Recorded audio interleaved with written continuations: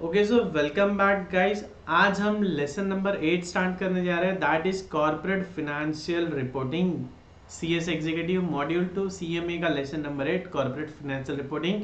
अच्छा सिंपल सा टॉपिक है, 4 से 5 मार्क्स का इसमें वेटेज है, तो लेट्स चेक इट आउट। बहुत सिंपल है, आपने बहुत सारी बातें कंपनी लॉ में ऑलरेडी पढ़ रखी होंगी। Company's annual report contains not only the financial statement, notes thereto and significant accounting policies. देखो, हमने अभी तक क्या देखा कि हमारी कंपनी का जो फाइनेंशियल स्टेटमेंट्स होते हैं वो क्या क्या होते हैं कि बैलेंस शीट होता है, प्रॉफिट एंड लॉस स्टेटमेंट होता है, कैश फ्लो स्टेटमेंट होता है, नोट्स टू अकाउंट्स होती है, फिर एक एनुअल रिपोर्ट होती है ना। तो सिर्फ हमें इतना ही नहीं देना है, इसके अलावा हमें एक ऑडिटर्स रिपोर्ट देनी होती है, डायरेक्टर्स रिपोर्ट देनी होती है, कॉर्पोरेट गवर्नेंस की एक रिपोर्ट देनी होती है, सीएसआर एक्टिविटी की एक रिपोर्ट देनी होती है, और ऐसी और भी कई सारी रिपोर्ट्स होती है। ठीक है, तो बेसिकली एनुअल रिपोर्ट के साथ साथ हम बोर्ड ऑफ डायरेक्टर्स की एक रिपोर्ट देते हैं, ऑडिटर्स की रिपोर्ट देते हैं, सीएसआर एक्टिविटीज की एक रिपोर्ट देते हैं, कॉर्पोरेट गवर्नेंस की रिपोर्ट देते हैं। ठीक है, तो हमने लेसन नंबर 1 में क्या पढ़ा था कि अकाउंटिंग क्या है। हमने देखा था कि accounting is the process of recording, classifying, summarising, interpreting, analysing the financial transaction systematic manner. किसके लिए? एक्सटर्नल यूजर्स के लिए और इंटरनल यूजर्स के लिए। It function is to provide quantitative information, किसको? इंटरनल एंड एक्सटर्नल यूजर्स को। Financial reporting may be defined as communication of published financial statement and related information from business enterprise to all users. It is the reporting of accounting information of an entity to a user or group of user.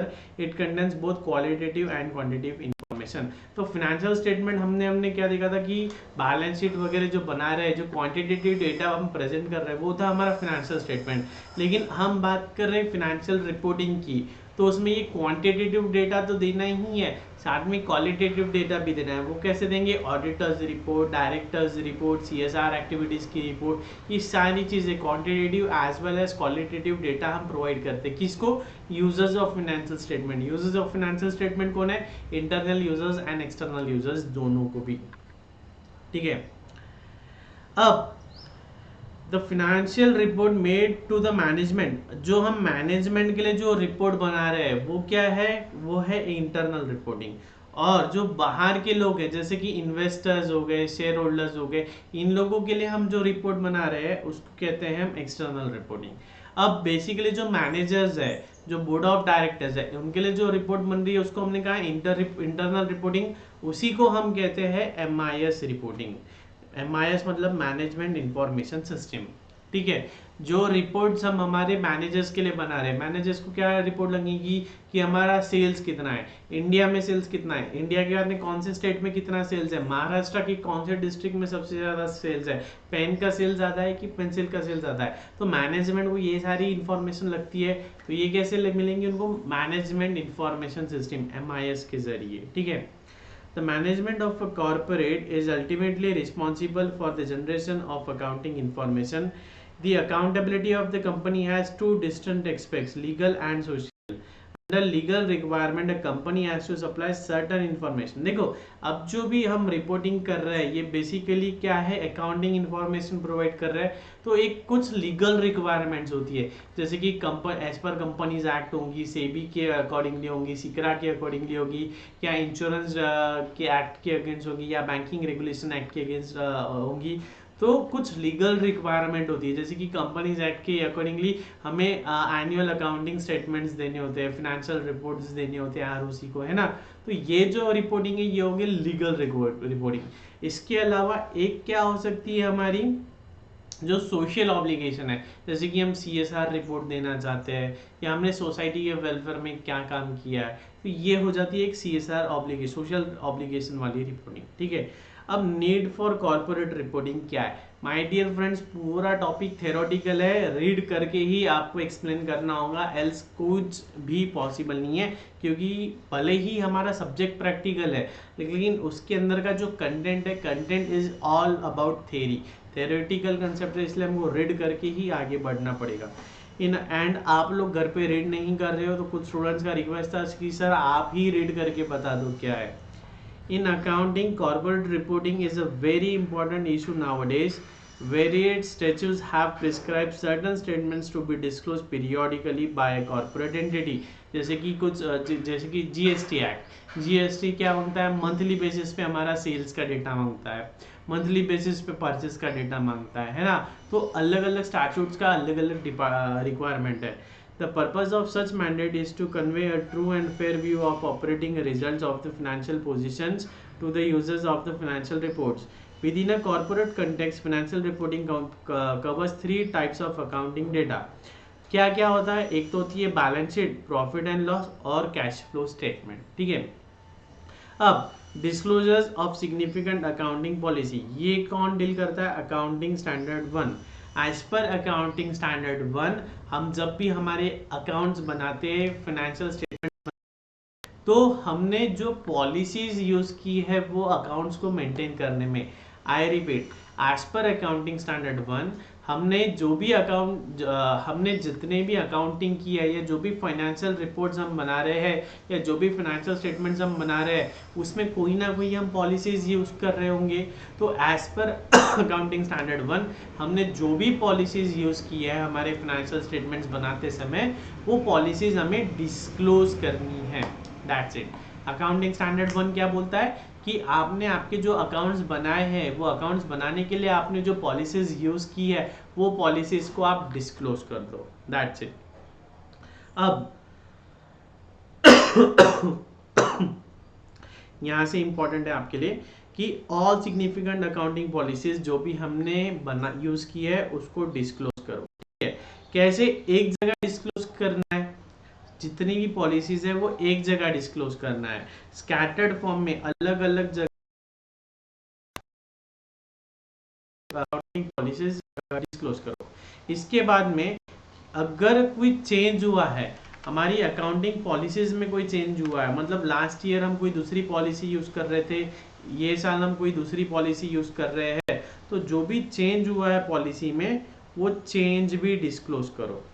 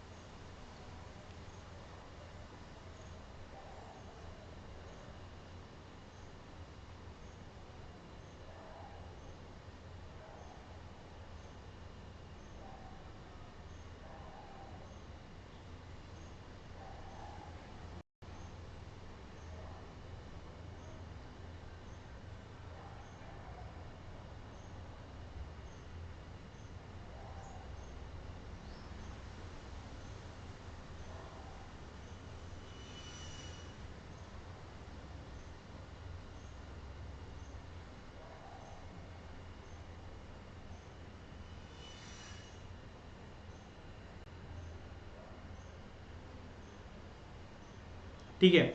सबसे पहले क्या कहते हैं कि जो भी accounting policies हमने use की है, वो अकाउंटिंग पॉलिसीज को डिस्क्लोज करो. कहाँ डिस्क्लोज करो, एक ही जगह पर डिस्क्लोज करो, अलग अलग जगह पे नहीं करना है.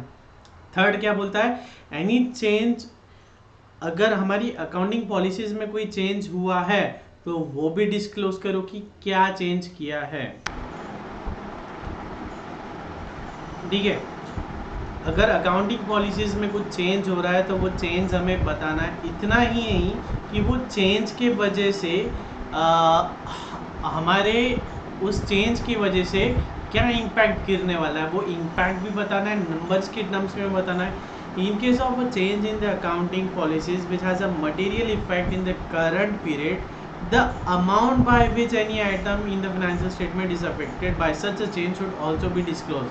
मतलब हमने कोई अकाउंटिंग पॉलिसी चेंज की है, अब वो अकाउंटिंग पॉलिसी चेंज करने की वजह से कुछ ना कुछ इम्पैक्ट गिर रहा है हमारे अकाउंट्स पे, फिनेंशियल स्टेटमेंट पे, तो वो इम्पैक्ट क्या है वो हमें बताना है। जैसे कि हमने कोई पॉलिसी चेंज की, वो पॉलिसी चेंज करने की वजह से हमारा प्रॉफिट बढ़ रहा है, तो कितना बढ़ रहा है वो हमें बताना है, कम हो रहा है तो कितना कम हो रहा है वो हमें बताना है।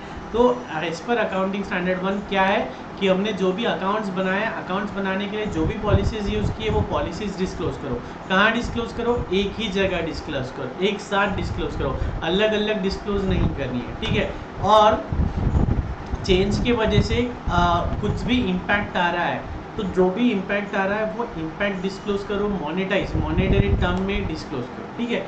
इसके बाद क्या कहते हैं कि जो हमारे बेसिक फंडामेंटल अजम्पशंस है, जल्दी से क्विकली कमेंट करो हमारे बेसिक फंडामेंटल अजम्पशंस कौन से हैं। वीडियो पॉज करके क्विकली कमेंट करो हमारे बेसिक फंडामेंटल अजम्पशंस कौन से हैं, ठीक है। GCA, गोइंग कंसर्न, कंसिस्टेंसी और अक्रूवल, गोइंग कंसर्न, कंसिस्टेंसी और अक्रूवल। तो ये क्या है कि जो भी हमारे बेसिक फंडामेंटल असम्पशंस है वो डिस्क्लोज नहीं करना है। ये तो अज्यूम्ड ही है ना कि हमने गोइंग कंसर्न, कंसिस्टेंसी और अक्रूवल को फॉलो किया। हाँ, अगर आप ये जो बेसिक असम्पशंस है, ये जो बेसिक फंडामेंटल अकाउंटिंग असम्पशंस है, इसके विपरीत कुछ काम कर रहे हो तो वो आपको डिस्क्लोज करना है। लेकिन अगर ये आप फॉलो कर रहे हैं तो इसकी कोई डिस्क्लोज करने की ज़रूरत नहीं है। ये तो इम्प्लाइड ही है ना कि गोइंग कंसर्न है, कि कंसिस्टेंसी है, कि अक्रूवल है, ये तो हमारे इम्प्लाइड ही है, ये हम फॉलो कर ही रहे। हाँ, अगर ये फॉलो नहीं कर रहे हैं तो आपको डिस्क्लोजर देना है, ठीक है। बाद में feature of corporate financial reporting, कि हमारा फाइनेंशियल रिपोर्टिंग जो है वो कैसा होना चाहिए, जो हम फाइनेंशियल स्टेटमेंट बना रहे हैं या जो रिपोर्ट्स बना रहे हैं वो कैसी होनी चाहिए, उसका फीचर्स क्या है। फीचर्स मतलब वो कैसे होने चाहिए। तो फर्स्ट वन इज रेलेवेंस, मतलब जो इंफॉर्मेशन हम जो दे रहे हैं, जो फाइनेंशियल स्टेटमेंट्स हम जो बना रहे हैं वो कैसे होने चाहिए, रिलेवेंट होने चाहिए, यूजलेस नहीं होने चाहिए। कैसे होने चाहिए, रिलेवेंट, यानी मतलब कि फॉर एग्जांपल कोई जॉब के लिए ओपनिंग है, ठीक है, तो जॉब के लिए ओपनिंग है तो हमें कोई फॉर्म भर के देना है, तो फॉर्म में क्या होना चाहिए, आपका नाम होना चाहिए, एड्रेस होना चाहिए, क्वालिफिकेशन होना चाहिए, लैंग्वेज लोन होना चाहिए, ये सारी चीज़ें होनी चाहिए। उसमें कोई ऐसी चीज़ नहीं होना चाहिए कितने भाई बहन हैं, आपको क्या पसंद है, ऐसी चीज़ें नहीं लिखी होनी चाहिए, इररिलेवेंट चीज़ें नहीं होनी चाहिए, सिर्फ रिलेवेंट चीज़ होनी चाहिए। रिलेवेंस मतलब ऐसी इंफॉर्मेशन होनी चाहिए जिसकी वजह से कोई डिसीजन ले सके। देखो बेसिकली जो यूजेस ऑफ फाइनेंशियल स्टेटमेंट है, फाइनेंशियल स्टेटमेंट्स को यूज़ करके क्या करते हैं, कोई हम डिसीजन लेते हैं। फॉर एग्जांपल मैनेजमेंट क्या डिसीजन लेंगी, प्रोडक्शन बढ़ाना है, घटाना है, कौन सी एरिया में सेल्स बढ़ाना है, एडवर्टाइजमेंट कितनी करनी है, तो कोई डिसीजन ले रहे हैं। तो जो फाइनेंशियल स्टेटमेंट है उसको पढ़ के हमें कोई डिसीजन लेते आना चाहिए, मतलब रिलेवेंट डेटा होना चाहिए। Second, reliable, information should be free from material errors and बायस। जो इन्फॉर्मेशन है वो कैसी होनी चाहिए, रिलायबल होनी चाहिए, भरोसेमंद होनी चाहिए। ऐसी नहीं कि कोई भी अनरिलायबल इंफॉर्मेशन हम दे रहे हैं, जो इन्फॉर्मेशन है वो रिलायबल होनी चाहिए। कंपेरेबिलिटी, पिछले साल के फिनेंशियल स्टेटमेंट और ये साल के फिनेंशियल स्टेटमेंट कंपेयर करते आने चाहिए, है ना। पिछले साल का डेटा और ये साल का डेटा कंपेयर करते आना चाहिए। ऐसा नहीं कि पिछले साल हमने पेट्रोल एक्सपेंसेस लिखा था, ये साल फ्यूल एक्सपेंसेस लिखे, नहीं। एक कंसिस्टेंसी भी मेंटेन होनी चाहिए, कंपेरेबिलिटी होनी चाहिए। पिछले साल का डेटा ये साल के डेटे से कंपेयर होना चाहिए, हमारा डेटा हमारी कॉम्पिटिटर के डेटा के साथ कंपेरेबल होना चाहिए। अंडरस्टैंडेबिलिटी, फाइनेंशियल रिपोर्टिंग ऐसी होनी चाहिए जिसे यूजर्स पढ़ के अंडरस्टैंड कर सके। ऐसा नहीं होना चाहिए कि हमने बहुत कुछ कंसील किया है, तो कंसील किया है बहुत सारी चीज़ें अगर हमने छुपाई है तो यूज़र पढ़ के भी नहीं समझ पाएगा। तो क्या होना चाहिए, अंडरस्टैंडेबिलिटी। टाइमलीनेस, समय पे हमें डेटा मिलना चाहिए। जैसे कि आपकी एग्ज़ाम है 20 दिसंबर से, तो हमारी क्लासेज एटलीस्ट 15-20 दिन पहले ख़त्म होनी चाहिए, है ना। ऐसा नहीं कि एग्ज़ाम के एक दिन पहले क्लासेस ख़त्म हो। टाइमलीनेस मतलब जो डेटा है वो समय समय पे मिलना चाहिए। जैसे कि कोविड का नया वेरिएंट आया है, तो ये हमें जल्दी से पता चलना चाहिए कि हमारे शहर में नया वेरिएंट आया है, तो फिर से मास्क पहनना है या जो भी है।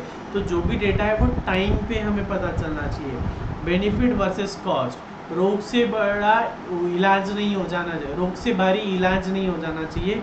बेनिफिट वर्सेस कॉस्ट, ऐसा नहीं होना चाहिए कि फाइनेंशियल रिपोर्टिंग में इतना पैसा खर्च कर दे जिसकी कोई ज़रूरत ही नहीं। जैसे कि एक छोटी सी किराना शॉप है, तो ऐसा ना हो जाए कि वो ऑडिटर रिपोर्ट पब्लिश करते बैठे, CSR रिपोर्ट पब्लिश करते बैठे। मतलब जितना बेनिफिट है उतना ही कॉस्ट खर्च होना चाहिए। Balancing of qualitative characteristics to meet the objective of the financial statement and make them adequate for a particular environment. Providers of information must achieve an appropriate balance among the qualitative characteristics. The aim is to achieve a balance among the characteristics in order to meet the objective of the financial statement. Qualitative data भी provide होना चाहिए, ठीक है। अब recent trend in the corporate financial reporting, पहले की बात क्या थी, पहले के ज़माने में क्या हुआ था कि हम अकाउंटिंग करते थे, प्रॉफिट निकालते थे, लॉस निकालते थे, सेल्स का फिगर निकालते थे, वहीं पे हमारी अकाउंटिंग ख़त्म हो जाती थी। लेकिन आज की डेट में अकाउंटेंसी बहुत वाइड कर दी गई है। हमें सिर्फ ये बेसिक डेटा की ज़रूरत नहीं, हमें उससे भी एक स्टेप आगे मॉडर्न अकाउंटेंसी करनी है। मतलब हमें share holders value added statement चाहिए, इकोनॉमिक वैल्यू एडेड स्टेटमेंट चाहिए, मार्केट वैल्यू एडेड स्टेटमेंट चाहिए, कैश वैल्यू एडेड स्टेटमेंट चाहिए, CFROI चाहिए। मतलब पहले क्या होता था, सिर्फ प्रॉफिट निकल गया या फाइनल बैलेंस शीट टैली होगी तो अकाउंटेंसी खत्म। अब उसके भी एक स्टेप आगे हमें ये अलग अलग स्टेटमेंट्स भी बनाने होते हैं। हमारे सिलेबस में कुछ है, वैल्यू एडेड स्टेटमेंट और इकोनॉमिक वैल्यू एडेड स्टेटमेंट हमारे सिलेबस में आगे के टॉपिक्स में शायद हम देखेंगे। बहुत ही मस्त है। आप को जब ये पढ़ोगे तो आपको पता चलेगा कि अकाउंटेंसी का ये भी एक अप्रोच है। जैसे कि share holders value added statement, share holders value added statement क्या बताएगा कि शेयर होल्डर्स की वजह से कंपनी में क्या वैल्यू एडेड हुई, market value added statement, economic value added statement, per share क्या वैल्यू एडिशन हुई, पर एम्प्लॉय क्या वैल्यू एडेड, मतलब कि एम्प्लॉयज़ का हमारी कंपनी में क्या कंट्रीब्यूशन है। ये सारी भी चीज़ें हम इंटरप्रेट कर सकते हैं। ये सारी फिनेंशियल रिपोर्टिंग के टूल्स हैं जो बड़े हायर लेवल पे आपको देखने को मिलते हैं। बाय कॉर्पोरेट फिनेंशियल रिपोर्टिंग, देखो फिनेंशियल रिपोर्टिंग क्यों, क्योंकि हमने ये तो टॉपिक नंबर फर्स्ट में देखा था कि हमारी कंपनी के बहुत सारे यूजर्स है, इंटरनल यूजर्स है, एक्सटर्नल यूजर्स है, इन्वेस्टर्स है, हमारे एम्प्लॉयज़ है या शेयर होल्डर्स है या बैंकर्स है। तो ये सारे लोग हमारी कंपनी के बिजनेस में इंटरेस्टेड हैं। तो इन लोगों के लिए हम बनाते हैं फिनेंशियल रिपोर्टिंग, इन लोगों के लिए हम करते हैं कॉर्पोरेट फिनेंशियल रिपोर्टिंग, ठीक है। नेक्स्ट है auditors report, marked as important, इसका सेक्शन नंबर याद होना चाहिए। Section number is 143, section number is 143। देखो section number 143 is the auditors report, ध्यान में रखना ये आपको वेरी इंपॉर्टेंट। ये पूरा का पूरा रिक्वायरमेंट आपको लर्न हो जाना चाहिए, मतलब वर्ड बाय वर्ड लर्न नहीं करना है, लेकिन ऑडिटर्स रिपोर्ट में क्या क्या आता है ये आपको याद होना चाहिए। देखो तो बेसिकली हमारी कंपनी ने सारे रूल्स एंड, देखो हमारी कंट्री में बहुत सारे एक्ट्स है, कंपनीज एक्ट है, इनकम टैक्स एक्ट है, GST है, फेमा है, CB है, सिकरा है। तो हमारी कंपनी ये सारे कानूनों को पालन कर रही है या नहीं कर रही है, ये सारे स्टैट्यूट्स को फॉलो कर रही है या नहीं कर रही है, ठीक है। ये हमें बताता है हमारा ऑडिटर्स रिपोर्ट, ठीक है। कंपनी किसकी है, शेयर होल्डर्स की है, लेकिन बिजनेस कौन कर रहा है, डायरेक्टर्स कर रहे हैं। तो कंपनी में कोई फ्रॉड तो नहीं हो रहा है, ये आइडेंटिफाई कौन करता है, ऑडिटर। इसलिए ऑडिटर ने जो भी हमारे बुक्स ऑफ अकाउंट्स को ऑडिट किया है वो कैसे डिस्क्लोज करता है, ऑडिटर्स रिपोर्ट के जरिए। An auditor's report is a key deliverable for an organization which shows the end result of the entire audit process. जो भी ऑडिट हुआ है, ऑडिट का एंड रिजल्ट क्या है, auditors report. The user of financial statement like investors, lenders, customers and other base their decisions and plans on auditor's report of an enterprise. An audit report is always critical to influencing the perceived value of an financial statement, ठीक है। तो basically auditors report, audit report क्या है, जो auditor ने audit किया है उसके अंत में वो एक रिपोर्ट देता है, उस रिपोर्ट को हम कहते हैं ऑडिटर्स रिपोर्ट, ठीक है। Section 143 of the companies act 2013 deals with the auditors report. अब ऑडिटर्स रिपोर्ट कैसी होनी चाहिए, एज पर सेक्शन 143 होनी चाहिए। और सेक्शन 143 में क्या लिखा है, ये लिखा है, this is very important, the auditor shall make a report to the members of the company on the accounts examined by him and on every financial statement and on every other document which is to be part or an, ठीक है। तो auditor की report किस पे होनी चाहिए, financial statement पे। Financial statement भी क्या होता है, बैलेंस शीट होता है, कैश फ्लो स्टेटमेंट होता है, प्रॉफिट एंड लॉस स्टेटमेंट होता है, नोट्स होते हैं, एजम्पशंस होते हैं, ये सारी चीज़ों पे ऑडिटर ने एक रिपोर्ट देनी चाहिए। The report shall state whether in his opinion and to the best of his information and according to the explanation given to him report में क्या होना चाहिए, उसमें ये एक ओपिनियन होना चाहिए। क्या ओपिनियन होना चाहिए कि उसको जो भी इंफॉर्मेशन दी है, give the information required by the companies act in the manner so required. क्या होना चाहिए, ऑडिटर्स रिपोर्ट में एक ओपिनियन होना चाहिए कि कंपनी ने जो भी फाइनेंशियल स्टेटमेंट्स बनाए हैं वो कैसे है, वो ट्रू एंड फेयर है और कंपनीज एक्ट के अकॉर्डिंगली बनाए गए हैं, इनकम टैक्स एक्ट के अकॉर्डिंगली बनाए हैं। In the case of the balance sheet of the state of the, देखो बैलेंस शीट कैसी बनी है, जो कंपनी के अफेयर्स बताती है, कैसे बताती है, ट्रू एंड फेयरली बताती है। प्रॉफिट एंड लॉस कैसे होना चाहिए, जो करेक्ट प्रॉफिट या लॉस का फिगर दर्शाते हैं। कैश फ्लो स्टेटमेंट कैसे होने चाहिए, जो करेक्ट कैश फ्लो बताता है हमारे फाइनेंशियल ईयर का, ठीक है। तो पहला पॉइंट था कि कंपनी के ऑडिटर ने एक ऑडिटर्स रिपोर्ट देनी चाहिए, किस पे, कंपनी के फाइनेंशियल स्टेटमेंट। सेकेंड पॉइंट क्या था कि उसमें कंपनी के फाइनेंशियल स्टेटमेंट की एक इन्फॉर्मेशन होनी चाहिए। क्या होना चाहिए, एक ओपिनियन फॉर्म होना चाहिए। क्या ओपिनियन फॉर्म होना चाहिए कि balance sheet, profit and loss और कैश फ्लो स्टेटमेंट कैसे है, ट्रू एंड फेयर है। Balance sheet, profit and loss और कैश फ्लो स्टेटमेंट कैसे है, ट्रू एंड फेयर है। इसके अलावा ये तो था मेन, अब इसके अलावा the auditors reports are also state क्या, whether he has sought and obtained all information and explanation which to the best of his knowledge and belief were necessary for the purpose of his audit the details thereof and the effect of such information on the financial statement। क्या बोलना है कि auditor को जो भी information चाहिए थी वो इंफॉर्मेशन ऑडिटर ने अपने कंपनी के अकाउंटेंट से मांगी है, ठीक है। Whether in his opinion proper books of accounts as required by the laws has been kept by the company, ठीक है। सेकेंड, कंपनी ने जो बुक्स ऑफ अकाउंट्स मेंटेन की है, कैसे की है, complete, adequate as per the act. Whether the report on the accounts of any branch of is audited by a person other than the company's auditor has been forwarded to him and how he has dealt with the same in preparing the audit report। अगर हमारे company के branches हैं, ठीक है, और उस branch का audit किसी और व्यक्ति ने किया है, किसी और ऑडिटर ने किया है, तो वो जो ऑडिटर है, जो ब्रांच का ऑडिटर है, उस ऑडिटर की रिपोर्ट हमें मिली है या नहीं मिली है, और अगर हमें मिली है तो उसको हमने कैसे यूज़ किया है, ठीक है। हमारी कंपनी की कोई ब्रांच है, ब्रांच का ऑडिट किसी और ऑडिटर ने किया है, तो उस ऑडिटर की रिपोर्ट हमें मिली है या नहीं मिली है, और मिली है तो उसका यूज़ हमने कैसे किया है। Whether the company's balance sheet and profit and loss account dealt with by the report are in agreement with the books of accounts and written। जो कंपनी की balance sheet, profit and loss statement बने हैं वो books के हिसाब से ही बने हैं या नहीं बने। ऐसा नहीं होना चाहिए कि साल भर अकाउंटिंग कुछ और हुई है और बैलेंस शीट कुछ और निकली है।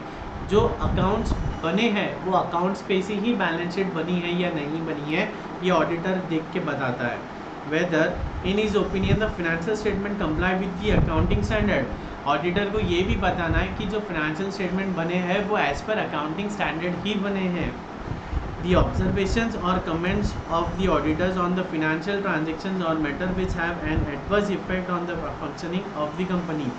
और अगर ऑडिटर को लगता है कि कुछ ना कुछ कंपनी में गड़बड़ है तो वो भी ऑडिटर ने बताना चाहिए। Whether any director is disqualified from being appointed as director। कोई डायरेक्टर डिस्क्वालीफाइड है तो ये भी हमें ऑडिट रिपोर्ट में बताना चाहिए कि मिस्टर एक्स इज डिस्क्वालीफाइड, ठीक है। एनी क्वालिफिकेशन, रिजर्वेशन और adverse remark relating to the maintenance of accounts and other matters connected therewith, अगर ऑडिटर को कुछ भी गड़बड़ लगती है या ऑडिटर को लगता है कि कुछ ना कुछ गलती है, ठीक है, या ऑडिटर को लगता है कि जो अकाउंट्स मेंटेन किए वो प्रॉपर नहीं है, उसमें कोई गलती है, कोई गलत तरीके से कोई गलत पॉलिसी फॉलो करके अकाउंट्स मेंटेन किए है, तो ऑडिटर ने वो भी डिस्क्लोज कर देना चाहिए, ठीक है। Whether the company has adequate financial control with reference to the financial statement, company में adequate control है या नहीं है ये भी हमें बताना है, ठीक है। The clause mentioned above disqualifies a person from being appointed as a company director if such person is already a director of a company which has not, अच्छा ये आपको पढ़ना है, ये क्या है, किसी भी पर्सन को डिस्क्वालीफाइड कब कहेंगे, हमने ऊपर कहा कि ऑडिटर को ये बताना है कि कोई पर्सन डिस्क्वालीफाइड है क्या, तो be appointed as an director, तो अगर कोई पर्सन डिस्क्वालीफाई है तो हमें वो बताना है।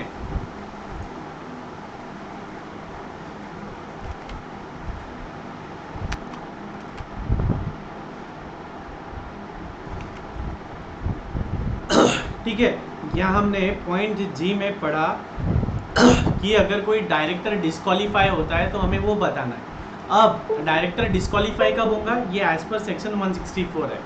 एज पर सेक्शन 164 बहुत सारी बातें दी है, उन बातों के तहत डायरेक्टर डिस्क्वालीफाई होता है। इतना ही नहीं, अगर कोई पर्सन है वो किसी पब्लिक कंपनी का डायरेक्टर है, कोई पर्सन पब्लिक कंपनी का डायरेक्टर है और ये कंपनी ने पिछले 3 साल अपने एनुअल अकाउंट्स और एनुअल रिटर्न सबमिट नहीं किए हैं, ठीक है।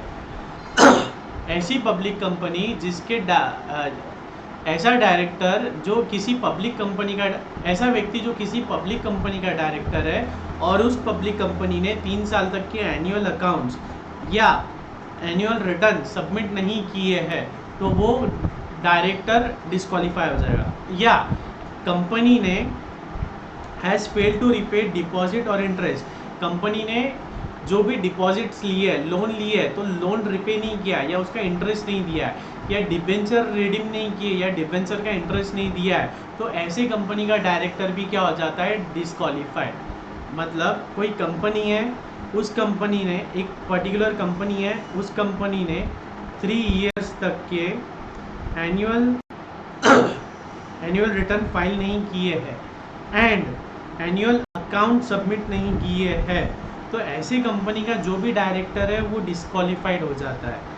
या ऐसी कंपनी जिसने लोन का रिपेमेंट नहीं किया है या लोन के इंटरेस्ट का रिपेमेंट नहीं किया है या डिबेंचर को रिडीम नहीं किया है या डिबेंचर होल्डर्स को इंटरेस्ट नहीं दिया है, तो ऐसी कंपनी का डायरेक्टर डिस्क्वालीफाई हो जाता है, ठीक है।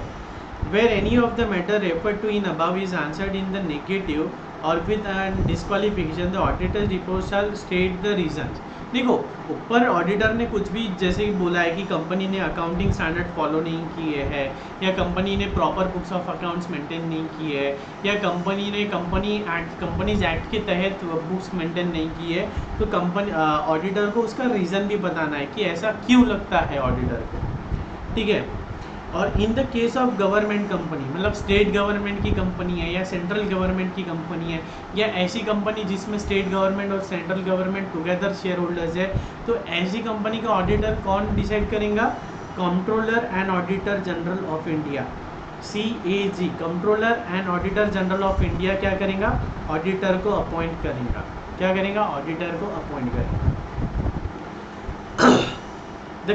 The CAG shall within 60 days from the date of receipt of the audit report। अच्छा, अब ये CAG ने क्या किया है, एक ऑडिटर को अपॉइंट किया है, ठीक है। CAG ने एक ऑडिटर अपॉइंट किया है। अब ये ऑडिटर अपनी रिपोर्ट किसको देगा, ऑडिट रिपोर्ट CAG को देगा। CAG ने एक ऑडिटर अपॉइंट किया है, तो ऑडिटर अपनी रिपोर्ट किसको देगा, CAG को। अब CAG को रिपोर्ट मिली है, तो रिपोर्ट मिलने के बाद 60 डेज के अंदर CAG को राइट है, क्या राइट है, कि वो एक सप्लीमेंट्री ऑडिट कंडक्ट करे। अगर CAG पहले क्या बात है कि कोई गवर्नमेंट कंपनी है गवर्नमेंट कंपनी का ऑडिटर किसने अपॉइंट किया है? सीएजी ने अपॉइंट किया है। अब सीएजी ने जो ऑडिटर अपॉइंट किया था उस ऑडिटर ने अपनी रिपोर्ट किसको दी है? सीएजी को दी है। अब सीएजी को रिपोर्ट मिली और सीएजी को रिपोर्ट मिलने के बाद अगर सीएजी को लगता है कि कंपनी में कुछ तो भी गड़बड़ है तो सीएजी क्या कर सकता है? एक सप्लीमेंट्री ऑडिट कंडक्ट करवा सकता है, मतलब और एक ऑडिट कंडक्ट करवा सकता है। कितने दिन में? 60 डेज के अंदर। कितने डेज के अंदर? 60 डेज के अंदर। और जो सप्लीमेंट्री ऑडिट रिपोर्ट है उस पर कुछ कमेंट भी कर सकता है। कौन? सीएजी।